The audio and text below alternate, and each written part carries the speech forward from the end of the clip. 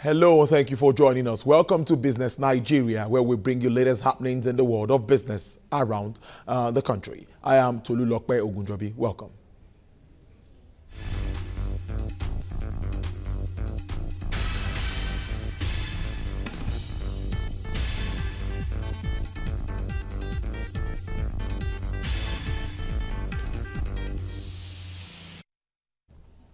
A warm welcome to you again. Now, fresh evidence has emerged linking Shell Petroleum Company to intense lobby with money to get the controversial Malabo oil fields.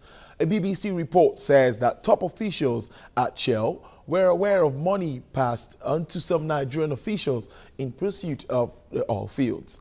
The report revealed that OPL 245 oil fields off the coast of Nigeria with estimated 9 billion barrels of oil are worth nearly $500 billion at today's prices. Shell said it did not believe its employees acted illegally.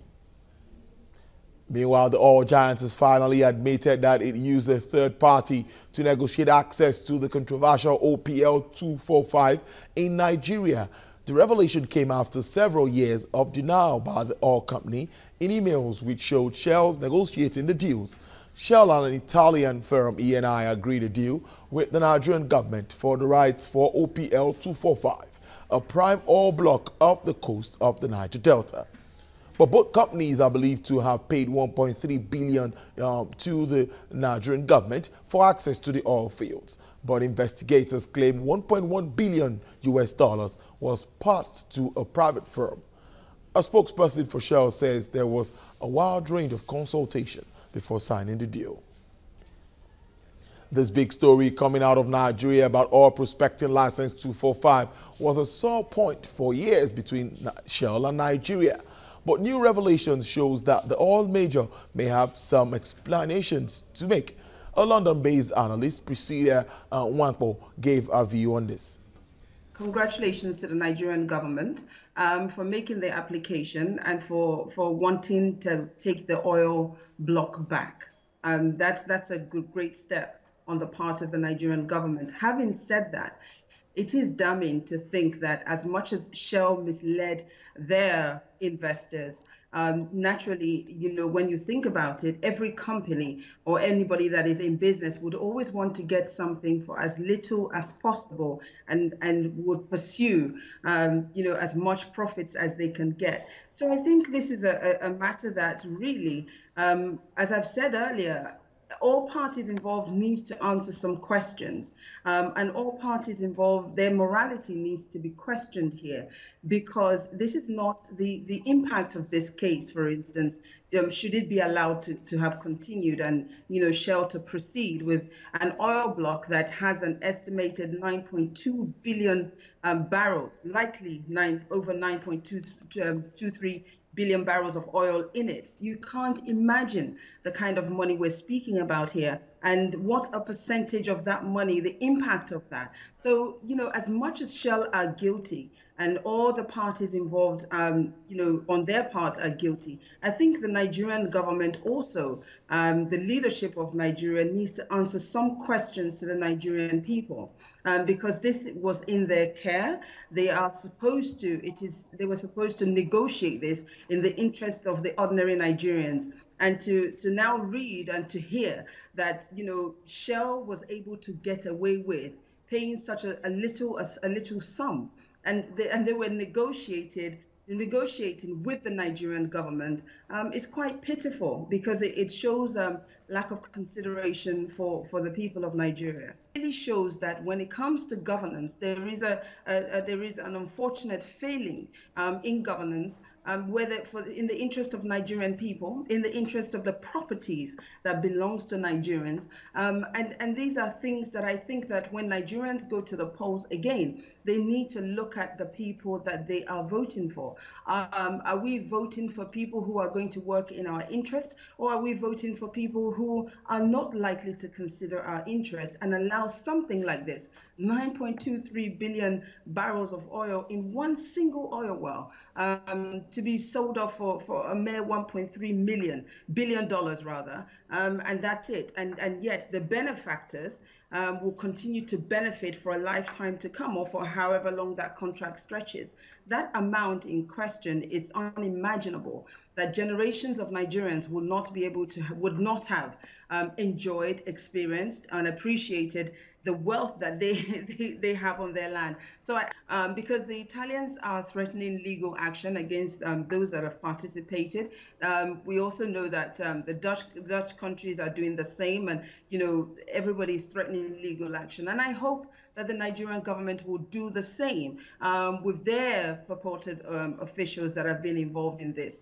In an ideal world, that Shell's profits henceforth should be reduced, and they shouldn't be able to continue to operate in this manner. I mean, the whole Niger Delta issue really should have been one that have informed or impacted on operations of Shell and their profits, but it hasn't to date. Shell continues to lead, Shell continues to make great money, and they continue to do so, unfortunately, at the negative impact of some Nigerians.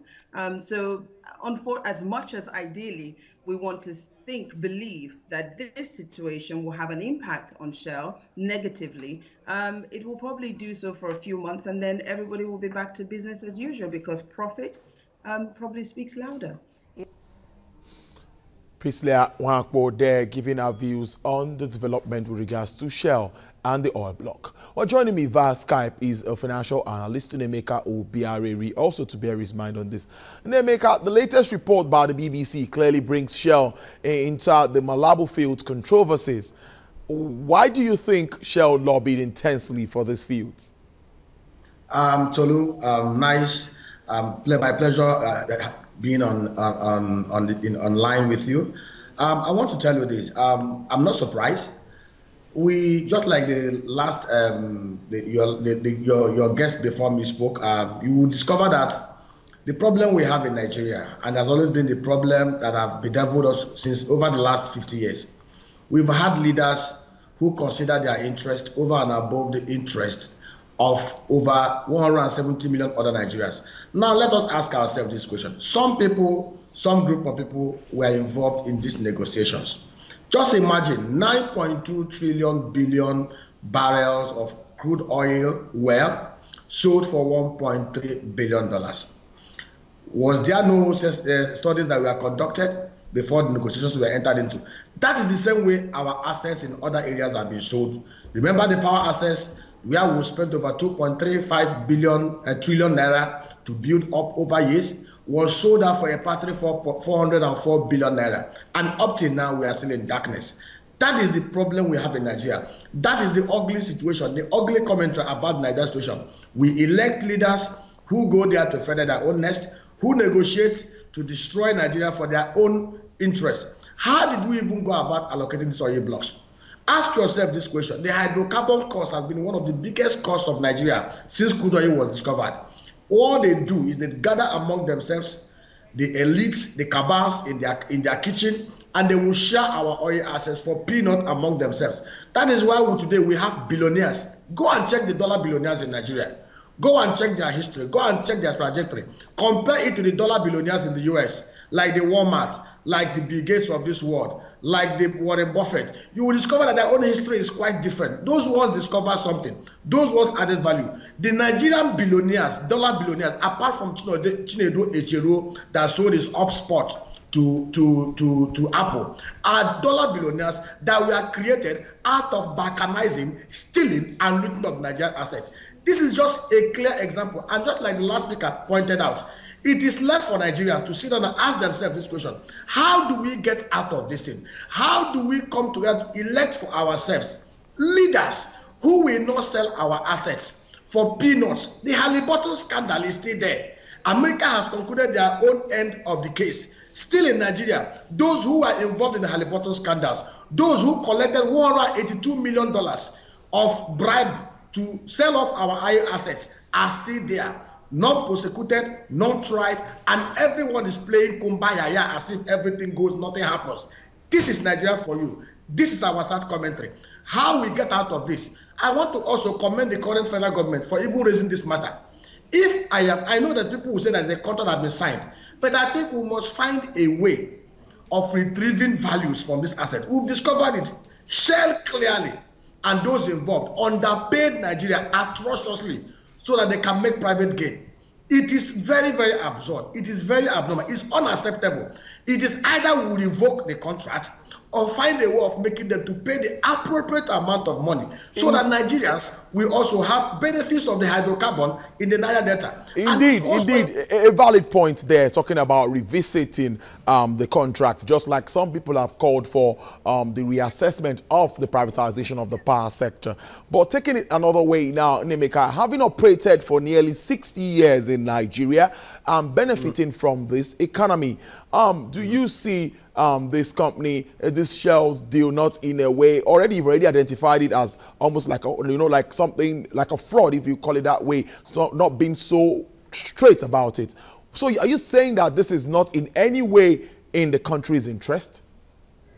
It is not in the country's interest. It's not only Shell. If you go back and review everything that has to do with the sale of Nigeria assets, there are no transparency. Ask yourself this question. The way the petroleum ministries, the presidency, and the NNPC operate, is it the same way the British Petroleum operate? It is the same way the Petrobras operate? Is it the same way Petronas operate? Now, everything about Nigeria, the opacity in the oil and gas sector is so sickening. And these are deliberately created opacity. Any attempt to bring transparency and openness in that place is met by brick walls. Now, one of the landmark bills that have been lying fallow on the floor of the National Assembly over the last 4 years is the petroleum industry bills.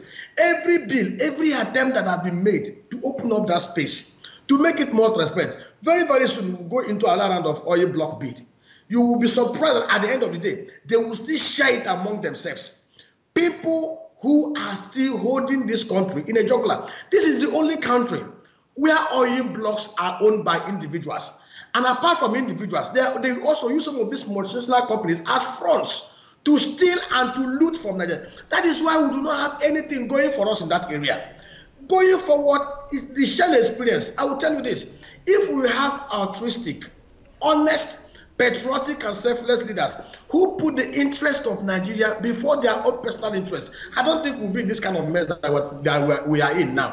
There are other assets, like the Minister for Budget and Economic Planning said that very, very soon they are going to announce assets that they are going to sell based on the economic recovery and growth plan. Now, at the end of the day, you ask yourself, will they be very transparent about the sale of those assets? That's a big question, Nemeka. That's a big question. Hold your thoughts. I know you have a lot to say, but I'm still going to be coming back to you, because after this break, we'll be telling you how our currency, the Naira, is faring against the United States dollar. And of course, Nemeka will still be here to discuss this issue. Stay with us on Business Nigeria. We'll be right back.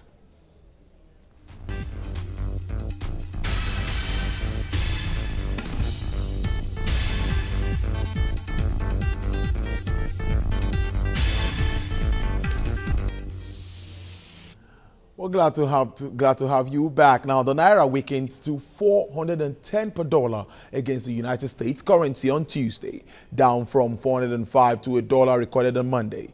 This was despite the Central Bank of Nigeria's attempt to improve dollar supply and prop up the local unit. The central bank had on Monday auctioned $100 million in forwards to be settled between 1 week and 30 days, shortening the settlement to inject liquidity. On the official market, the Naira closed at 306 to $1. Now, back to Nemeka now. Nemeka, now all the moves by the Apex Bank away from the oil and gas sector now to our currency issue. Now, all the efforts by the Apex Bank, one way or the other, many have argued that it seems to be paying off, sorting out the BTAs, the PTAs, medical, school fees, talk about and all of that. But something still seems to be wrong. Even yesterday, they opened an SME window. What do you really think is happening to the Naira? Tolu, I will tell you this. The Central Bank of Nigeria need to open their eyes very wide and observe what is happening in the system, especially with deposit money banks. And I will tell you this. There's nothing wrong with the Naira. Remember that the Central Bank of Nigeria has been intervening in the system, and they've been pumping in dollar to ensure that they stabilize to create stability in the foreign exchange market. Over time, if you look at what is happening, crude oil output, which is our major source of foreign revenue, has inched up. They're producing about 2.1 million barrels per day. The current market price of the crude oil has also gone up. It is now consistent. As of today, it's trading at $56.7 per barrel. Now, if all these things, if you look at it, it means more money coming into our reserve, more money revenues to the federal government of Nigeria. But what we have observed is that the Central Bank of Nigeria, in as much as they want to intervene and ensure that monies get those who require it, especially those who require dollar for the invisible transactions like medical tourism, or even the interventions in the other sectors. The Central Bank of Nigeria must, as a matter of responsibility, watch the operations in the deposit money banks and the BDCs.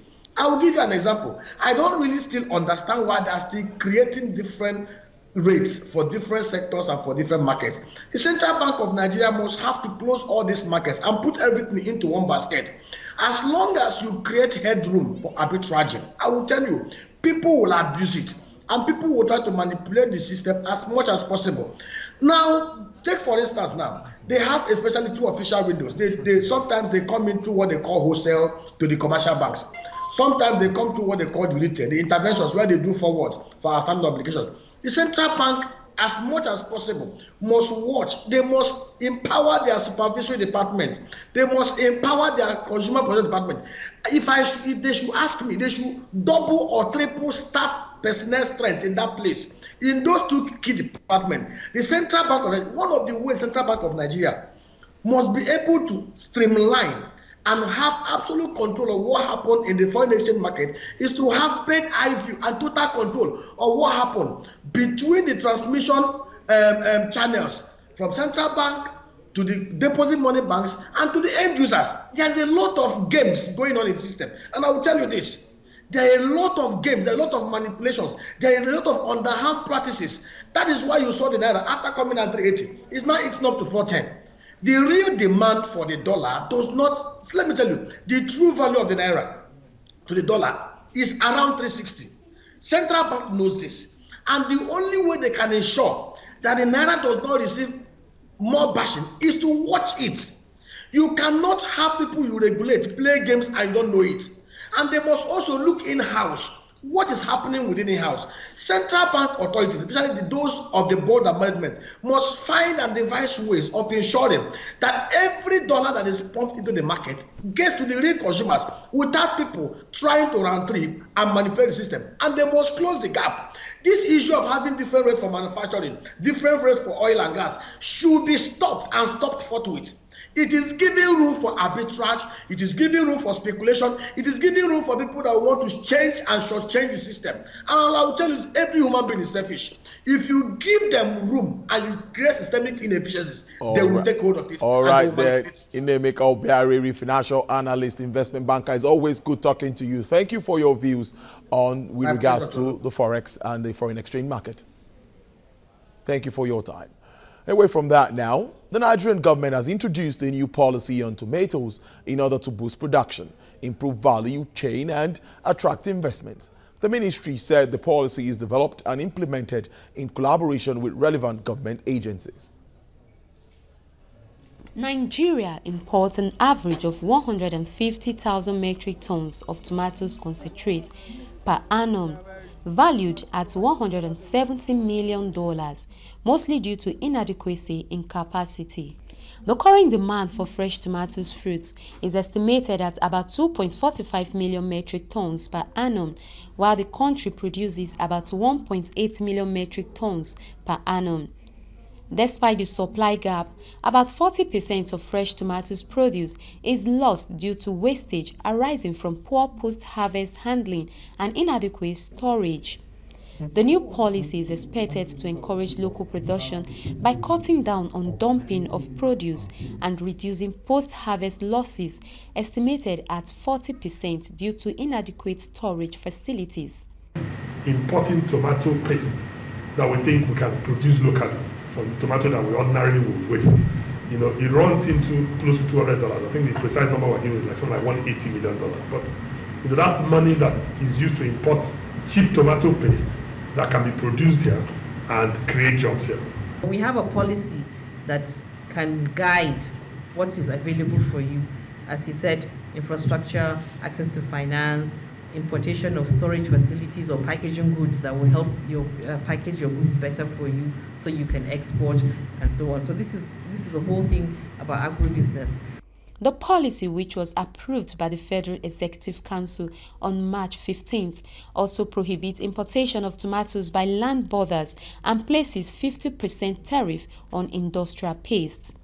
Imported tomatoes concentrate will now attract 50% tariffs and special industrial levies of $1,500 per metric ton to be used as a backward integration plan to develop the local industry.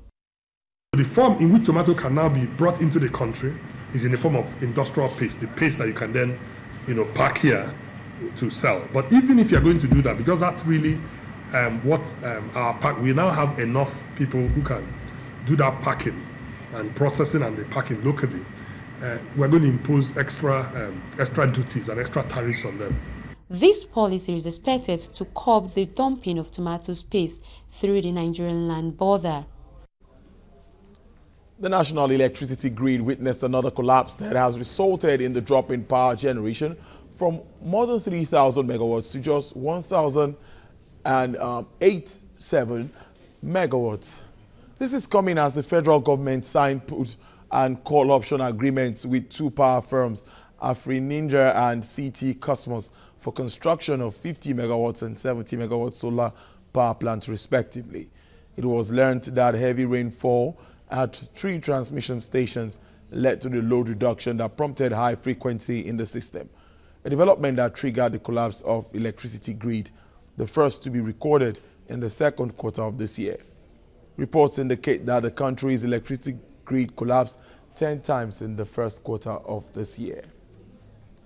The Minister of Budget and National Planning, Udo Udoma, says that the newly launched Economic Recovery and Growth Plan would not be abandoned like previous programs. Speaking on the strategies for the implementation of the plan, Udoma said the task force will be introduced and will be executing the priority areas of the plan. He said the focus will be on agriculture and food security, energy, transportation, infrastructure and industrialization. The ERGP is targeting a real gross domestic product of 81.38 trillion naira, that's $3.3 billion US, increasing value-added tax rate on luxury items from 5% to 15%, single-digit inflation rate of 9.9% by 2020, and a free float of the naira in the foreign exchange market. Crude oil prices rose for the seventh straight day on Wednesday as demand by dealers increased. At the London market, the European Brent trades high at $56 per barrel. Market analysts say the steady rise in prices of crude is as a result of expectations that major oil producers will extend output cuts to accelerate the rebalance in the market. For the OPEC basket, Brent price hit $53 per barrel. Well, this is where we wrap it up today on Business Nigeria. We hope you join us another time for more insightful business analysis. I am Tolulokpe Ogunjobi. On behalf of the entire production crew, thank you for watching. I'll leave you with the figures of the exchange rate as it stands today.